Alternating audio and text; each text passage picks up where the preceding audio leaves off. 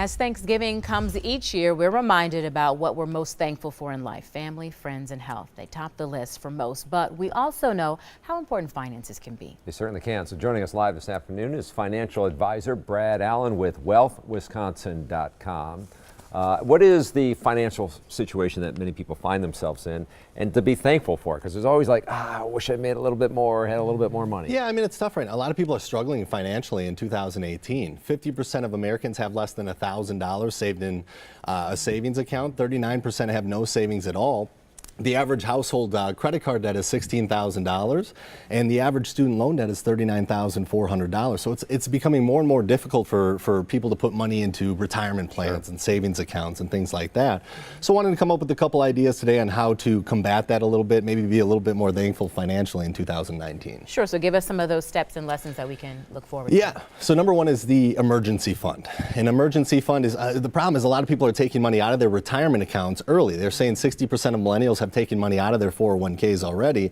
That not only hurts you in the long run, but it also, you have 10% penalties and things like that. So you want to put at least 3 to 6 months away in cash in an emergency fund. That way, if you need to get some money quickly, you have that money to go to instead of taking it out of a retirement account. That darn credit card.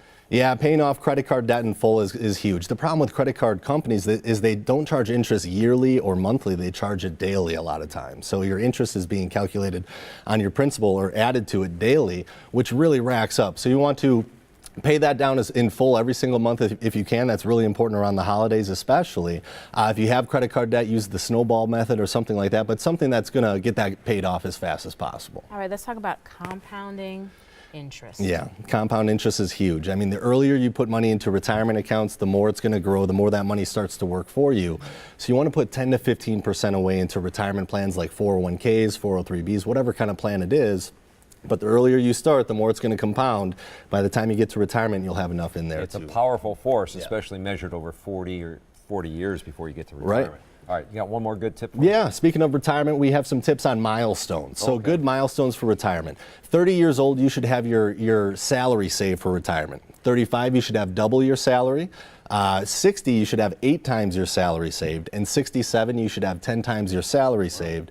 So by the time you get to retirement, you can live the same lifestyle you're accustomed to. You don't have to give up anything. But that's not going to be true for everybody. It's going to be different for everybody depending on how much you spend versus what's coming in retirement, but just good guidelines to keep track of along the way and make sure you're saving. So maybe if you don't celebrate your birthday every year, you can kind of get to that goal. There you go.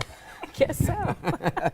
Have a question for our experts, email them at asktheexpert@today'stmj4.com. You can also leave a voicemail.